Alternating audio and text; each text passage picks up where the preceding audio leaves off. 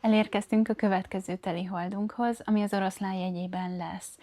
Na most alapból nagyon-nagyon sok minden történik asztrológiai szempontból, mert hogy ugye körülbelül 3-4 napja beléptünk a Neptunusszal a Kós jegyébe, és ezzel egy 15 éves ciklus zárult le, és nem csak egy 15 éves ciklus zárult le, amíg a Halak jegyében volt ugye a Neptunusz, hanem egy 165 éves ciklus is, mert hogy végigment a Neptunusz az zodiákosi jegyeken, és újra a Kósban van, ugye, ami az első jegynek számít, úgyhogy szerintem ezt is bőven lehet már érezni, illetve ugye teli holdunk van, amikor a hold és a nap egymással szemben áll, és ugye az egymással szemben álló bolygók azok mindig egy ilyen push and pull energiát hordoznak, tehát ez a húzod, adod, veszed, és egy kicsit van egy feszültség kettejük között, ugye ezért van az, hogy a teli hold már nem tudunk tovább növekedni, hanem el akarunk engedni, és nem csak a nappal áll most szemben a holdunk, hanem ugye az oroszlán jegyében van a hold, a vízöntő jegyében pedig a nap, hanem még másik 4 bolygó áll a vízöntő jegyében.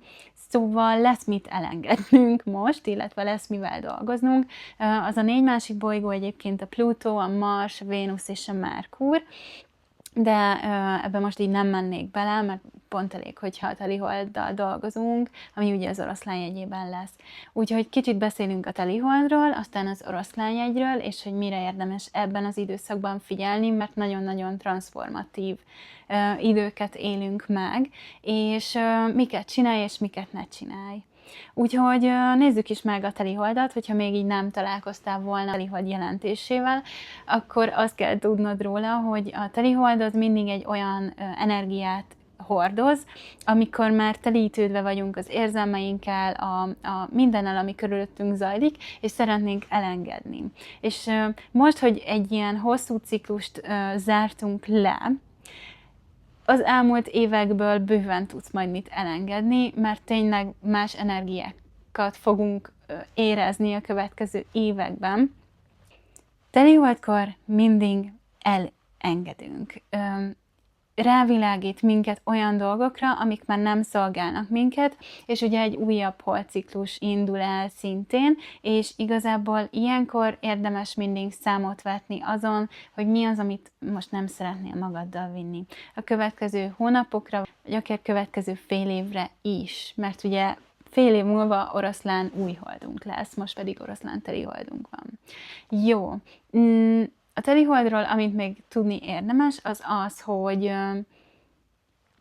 ilyenkor sokkal érzékenyebbek vagyunk. És ezek a téli teliholdak mindig nagyon érdekes szimbolikákat képviselnek. Ha belegondolunk, akkor most konkrétan a januárban kilépve, ugye körülbelül ez volt a legsötétebb hónapunk az évben. Most, hogyha körbenézünk, igazából nem történik sok minden a külvilágban. Tehát, hogy hideg van, sötét van, köd van, még csak a madarak sem csicseregnek, és egyszerűen azt gondolnánk, hogy semmi nem történik, és pont ezért nagyon-nagyon erős szimbolikája van, mert az oroszlán az egy erőteljes jegy, és hogy igazából a felszín alatt, viszont szerintem te is érzed, hogy óriási változások vannak, és óriási, nagyon erőteljes energiák, úgyhogy ne becsüljük alá ezeket a téli hónapokat, ez másról szól, mint az alkotásról és a cselekvésről. Itt is kell majd picit cselekedni, de ugye a tél az mindig a befelé fordulás időszaka, és sajnos, nem sajnos, ki hogy éli meg, még nincs idő arra, hogy kinyíljunk és nyissunk a világ felé, még mindig az önmunkán van a hangsúly, hogy utána a nyári hónapokban ragyogni tudjunk. És hogy te is ragyogni tudj.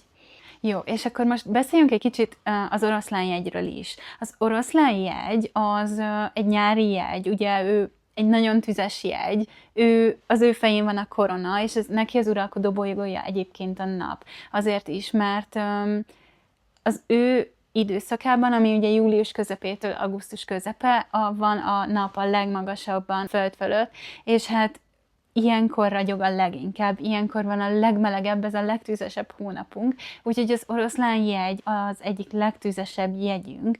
Egy szilárd jegyről beszélünk, tehát maga így a szimbolikáját, vagy az archetipusát is, hogyha így belövöd, akkor igen, milyen egy oroszlán méltóságteljes, de mégis benne van az a vadság, a tüzesség. Tehát hozzá tartozik még a bátorság, a tekintély, az adakozás, a nagylelkűség, az önbizalom, az erő, de ugyanúgy a játékosság is, sőt a gyerekek is, mert hogy az oroszlánhoz tartozik az 5. ház az asztrológiában, és az 5. ház a gyermekekhez is kapcsolódik, de ugyanúgy a kreativitáshoz, akár a szexualitáshoz is, játékossághoz, örömhöz. Tehát minden, ami olyan fun, úgy, hogy mellette egy nagyon tekintélyes jegy is, és egy nagyon tekintélyparancsoló jegy is, és tipikusan az ember, aki oroszlán nappal, vagy inkább oroszlán aszcendenssel rendelkezik, az tipikusan az ember, aki a társaságban, vagy ha kimozdul, egyenes a háta, olyan tekintélyparancsoló a mozgása, és minden, amit ő csinál. Hát nagyon sokan ítélkeznek, úgymond az oroszlán jegy fölött, hogy nagyon egocentrikus jegy. És igen, rossz esetben működhet így is ez a jegy, de nem mindig az egocentrikussága a fő tulajdonsága, hanem ugye, ahogy mondtam, az oroszlán jegy egy nagyon-nagyon nagy lelkű jegy. Ő szereti megosztani azt, amilyen van másokkal. Ő szeret nagy lelkű lenni, ő szeret szívből adni, és ez őszintén szívből így is van.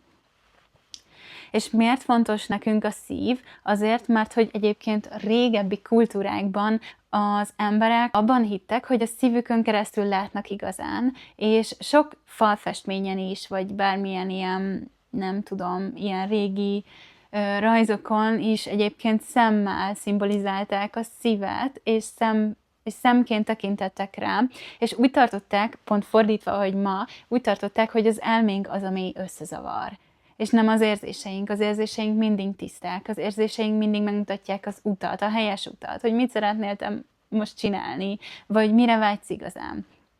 És ezek, amik a gondolatok a fejünkben vannak, azok pedig csak jönnek, mennek és összezavarnak. És ma meg pont fordítva van, körülbelül így az életünk 90-95%-át csak itt üzemeltetjük, és hát sajnos, nem sajnos, de olyan társadalmat is építettünk fel, amihez egyszerűen szükséges használni a tudatos énünket körülbelül 0-24, különben nem élnénk túl, de remélem, hogy ez változni fog a jövőben, tehát ezért nagyon fontos, hogy a szívünkhöz kapcsolódjunk. És még egy érdekesség, hogy ez tudományosan bizonyított, hogy a szívünknek valami 5 vagy 6-szor nagyobb a mágneses aurája, mint az elménknek. Ergo tényleg a szívünkkel teremtünk. Hogyha te már próbáltál manifestálni, vagy az életedbe vonzani dolgokat, és sikerrel, akkor te is tudod, hogy tulajdonképpen az volt igazán sikeres, ahol egyszerűen használtad az érzelmeidet, és használtad a szívedet. A szívünkkel való kapcsolódás miért fontos? Azért fontos, mert tényleg irányt mutat az életben. Ez az intuíciódhoz fog kapcsolódni a szíved, rajtad keresztül áramlik be, érezni fogod, hogy mi a helyes döntés, és hogy mikor mit kell cselekedned. És ahhoz, hogy a szívedhez tudj kapcsolódni igazán, ez az oroszlán telihold tökéletes alkalom hozzá, de egyébként élhetsz úgy is, és én ezt javaslom, hogy amikor eszedbe jut, hogy most jól esne kapcsolódni a szívemmel, akkor csak állj meg egy pillanatra az egyik napodon, és kérdezd meg magadtól, a szívedtől, hogy mire vágyik most a szívem. Mire vágysz most kicsi szívem. És lehet, hogy azt mondja, hogy egy gombóc fagyra, vagy lehet, hogy azt mondja, hogy egy séta jól esne, vagy lehet azt mondja, hogy pihenni szeretne most. Vagy csak egy ölelésre, vagy egy simogatásra, és akkor itt szépen megsimogatod a kis szívedet. Szóval tudsz vele beszélni, és tudsz hozzá kapcsolódni. A férfiaknak ez sokkal nehezebb, a nők sokkal inkább nyitottak szívből, a nők képesek szívből adni, a férfiaknak azt kell megtanulni, hogy a szívükből tudjanak kapni, vagy a szívükön keresztül tudjanak kapni. Nekik úgy kell kapcsolódni, hogy a befogadás energiáját dolgozva, a nők pedig inkább akik szívből adnak, de ez nem jelenti azt, hogy magadnak nem adhatsz, mert hogy oroszlán energia, és egy kicsit legyünk egocentrikusak is, és nyugodtan add meg magadnak azt, amire vágysz, amire a szíved vágyik. Úgyhogy ezt majd mindenképpen csináld. És az oroszlán, illetve a telihold is ugye eléggé megdolgoztat minket, méghozzá szükség lesz arra, hogy most ezen a sok-sok energián és változáson át tudjunk jutni, hogy bátor legyél, mint egy oroszlán, hogy erős legyél, hogy magabiztos legyél. És ha már magabiztosság, akkor nézzük meg a szavak jelentését is egy kicsit, mert hogy magabiztosság az azt jelenti ugye, hogy magadban vagy biztos. És azért tudsz magabiztos lenni az életben, azért van egy olyan kisugárzásod egy oroszlán archetípusú embernek, vagy csak az oroszlán jegynek, azért van egy olyan erőteljes kisugárzása, mert hogy magabiztos, biztos magában. Ugye, hogy tudsz magadban biztos lenni? Úgy, hogy bízol magadban, és bízol az életben.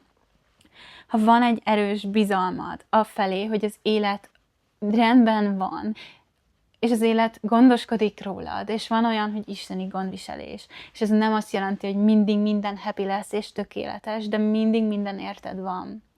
És hogyha te ezt a felfogást meg tudod magadban erősíteni, akkor lesz egy olyan tartó oszlopod legbelül magadban, amivel mindig könnyedén fogsz kapcsolódni az oroszlán archetipussal, ha éppen arra van szükség. Mert hogy fel tudod használni egy jegyeket is, mint egy archetipus, hogy most szeretnék akár akkor az oroszlán jegyhez. Ha mondjuk te most prezentálsz, vagy kiállsz prezentálni a munkahelyeden, akkor előtte akár azt is tudod magadnak mondani mondjuk a mosdóban, hogy jó, most magamhoz hívom az oroszlán archetipust, és én oda már úgy lépek ki, mint egy oroszlán. Maga biztosan, egy tartóoszloppal, saját magában, bennem, most ez lehet hülyén hangzik, de az a lényeg.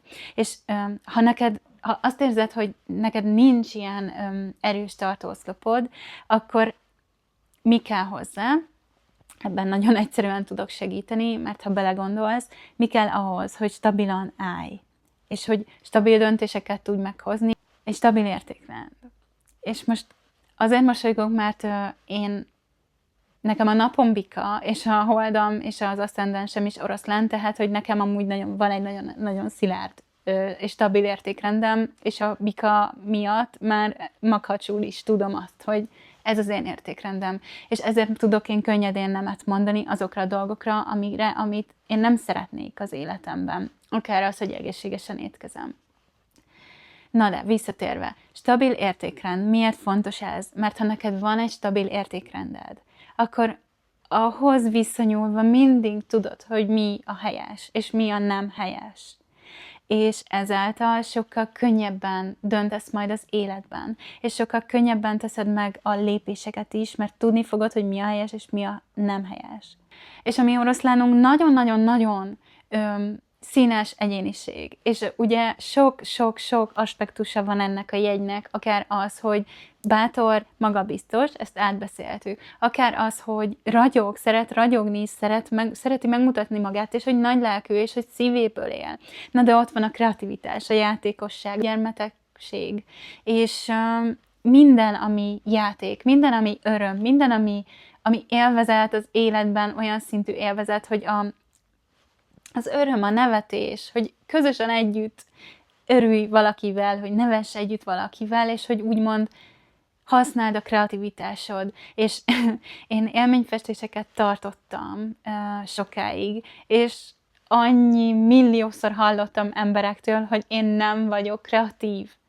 És az a baj, hogy az emberek szerintem azt se nagyon tudják, hogy mit jelent az, hogy kreativitás. A kreativitás nem egyenlő azzal, hogy te szépen tudsz rajzolni, mert hogy lehet, hogy szépen tud valaki rajzolni, de máshol. És ha máshol, akkor már elveszik a kreativitás. Tehát a kreativitás nem egyenlő a rajztudással. A kreativitás nem egyenlő azzal, hogy össze tudsz rakni egy bútort, vagy nem. A kreativitás sokkal inkább arról szól, hogy az életben, tehát ha kaptál citromot az élettől, te csinálsz belőle tekilát. Most ezt jól mondtam? Legyen limonádé.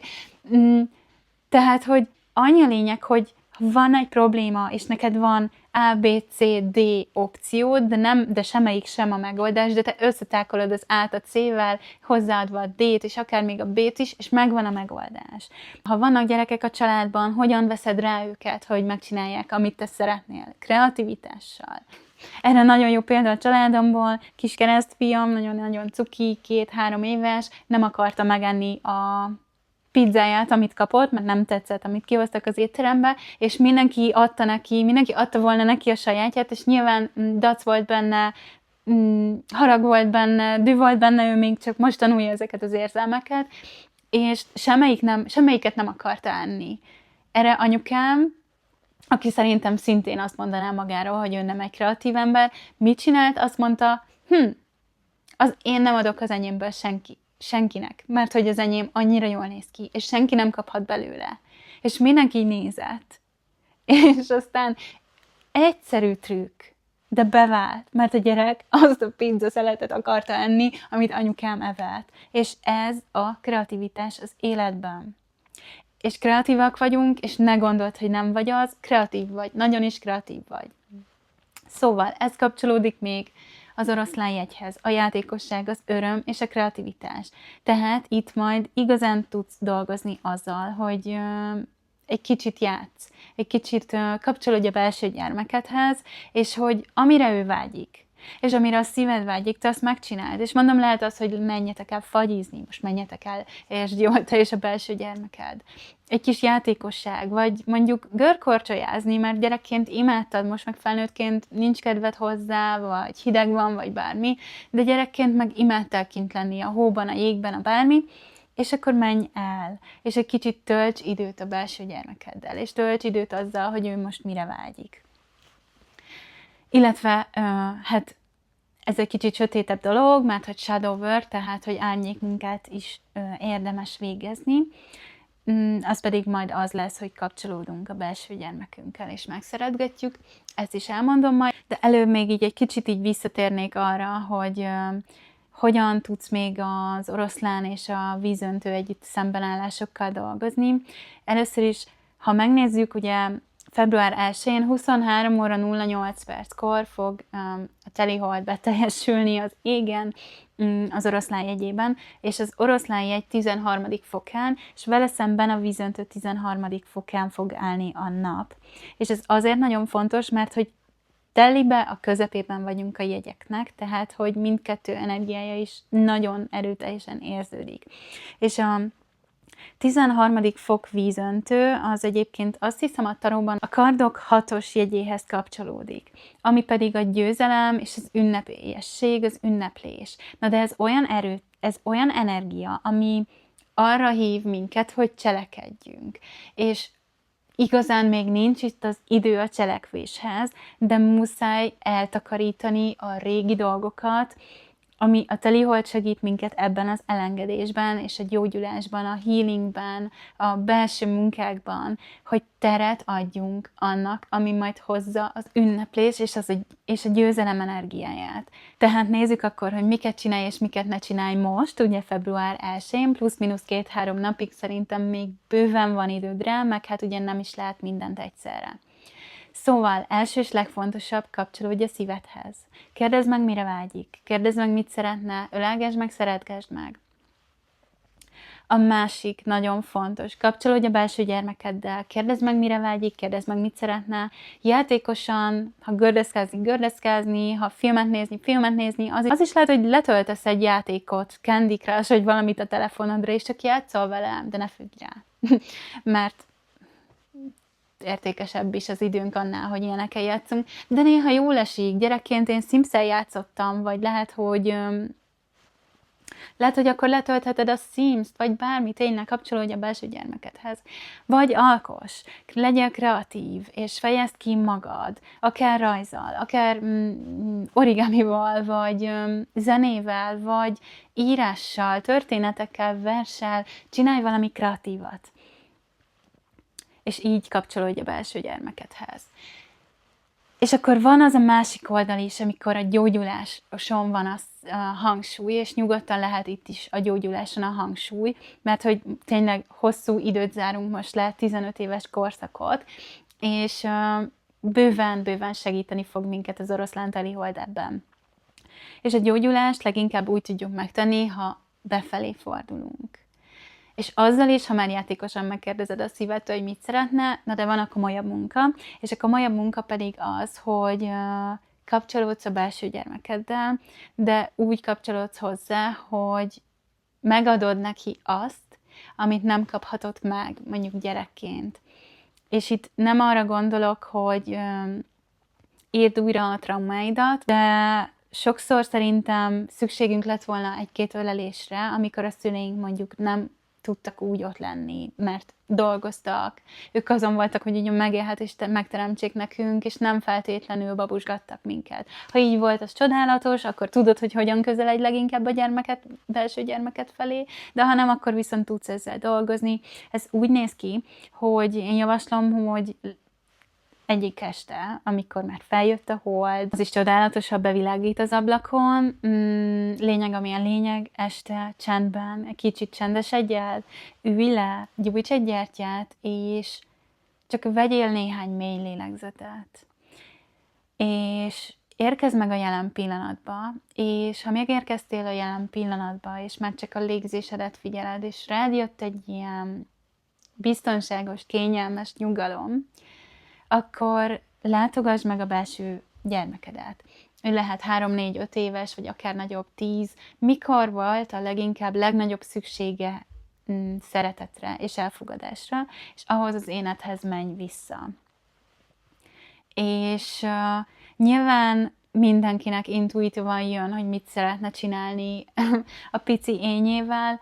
Én általában mindig megölelem, megszeretgetem, megsimítom az arcát, és elmondom neki, hogy mennyire fontos.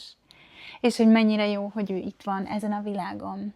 És hogy mennyire szeretem, és mennyi mindenen keresztül ment már, és mennyi mindenem fog még, és hogy végtelenül erős, és hogy végtelenül szeretetteljes ember, és hogy nagyon büszke vagy rá. És egyszerűen csak időt töltesz vele. És érezni fogod, mikor van ideje, hogy elbúcsúzz tőle, de nem kell örökre elbúcsúznod tőle, mert hogy bármikor visszamehetsz hozzá, hogyha arra van szüksége, és lehet, hogy bután hangzik, és lehet, hogy butaságnak hangzik, de mérhetetlenül óriási ereje van. És óriási hatással lesz rád, a magabiztosságodra és az életedre. Csak próbáld ki egyszer. Jó, de akkor nézzük még, hogy mit csinálj. A kreativitást mondtam, a játékosságot mondtam. Oké, fejezd ki magad. Az oroszlán üvölt. Ezt most én úgy értem, hogy az oroszlán ki meri nyilatkoztatni az akaratát.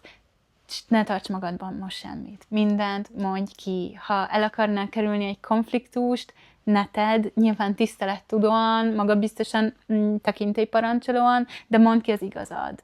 Mondd ki azt, amit gondolsz, fejezd ki magad, mindenféle téren, táncolj, sportolj, énekelj, írj naplót, rajzolj fel, fejezd ki magad, fejezd ki azt, ami benned van. És élvezd. Élvezd az, ami benned van, adjon neked erőt, és adjon neked magabiztosságot. Jó, mit csinálj még? Mozgasd a tested. Az oroszlán egy tüzes jegy, egy sportos jegy. Menj el futni, konditerembe, edzeni, táncórára, bárhova, mozgasd a tested. Drázd meg magad. Érezd a testedet, érezd, hogy ez benne. És hát ennek köszönhetően használd a tűz energiáját. Használd azt az energiát, hogy most egy tüzes jegyben vagyunk. Tehát, hogyha te el szeretnél valamit engedni, tökéletes rituálé arra, hogy leírd egy papírra, hogy miket szeretnél elengedni, összehajtod, előtte akár felolvashatod a holdnak is, hogy most ezeket fogom elengedni, és köszönöm, hogy az energiát segít nekem ebben. És aztán hajtogasd ezt a papírt, és biztonságos keretek között égesd el. Porig égesd el azokat a dolgokat, amiket szeretnél elengedni. És leginkább olyan dolgokra gondolj, mert itt most a oroszlán és vízöntő egymással szemben áll, ami ugye a vízöntő jegyez inkább a kollektív, a szabályok, a közösség és a közösség és a társadalom és az emberek, míg ugye az oroszlán ezzel szemben az én. És itt átdolgozhatsz olyan kérdéseket is, hogy hol helyezem én magam elé a kollektívet, hol helyezem én magam elé a többi embert. Szeretném-e, hogy ez így legyen a jövőben? Vagy hogy melyik életterületen használom inkább az eszemet a szívem helyett? És hogy ezen változtatni kéne. És hogy mit engedjek el azért, hogy ez könnyebben menjen. Ezeket leírhatod, égesd el, búcsúzz el tőlük egy életre. Oké. Mi az, amit még csinálj?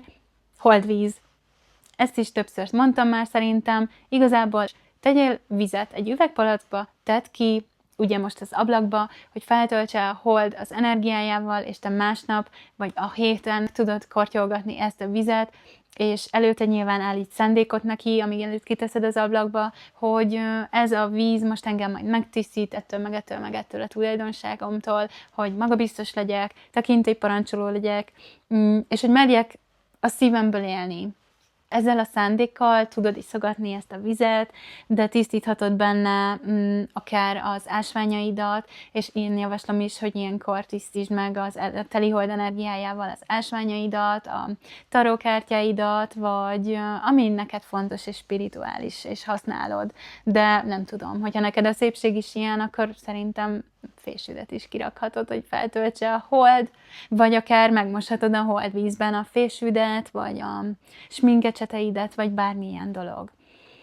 És szerintem még egy dolgot megemlítenék, amit ne csinálj viszont, ne használd túl sokat az eszedet és a logikádat. Most ne hoz olyan döntéseket, amit nagyon észszerűen akarsz megoldani, mert most a szívünkre akarunk hallgatni, és a szívünk súgta utat szeretnénk követni, és ebben segít minket az oroszlán energiája, és ebben segíti az is a te munkádat, hogy te beleteszed az energiát ebbe, és szándékot állítasz ezeknek a dolgoknak, és gyógyulsz ezáltal, és fejlődsz ezáltal, és sokkal-sokkal jobb és több lesz így az életed, és sokkal-sokkal többet tudsz majd adni így másoknak, ha már oroszlán és nagy lelkűség, mert ha te rendben vagy, akkor a környezeted is rendben van, akkor a világod is rendben van, és akkor sokkal erősebben és magabiztosabban tudod majd bevenni az élet akadályokat. Úgyhogy ezt kívánom neked, és nagyon-nagyon köszönöm, hogy itt voltál velem a videóban. Ha tetszett, akkor kérlek, hogy kövess be, lájkold a videót, és találkozunk a következőben.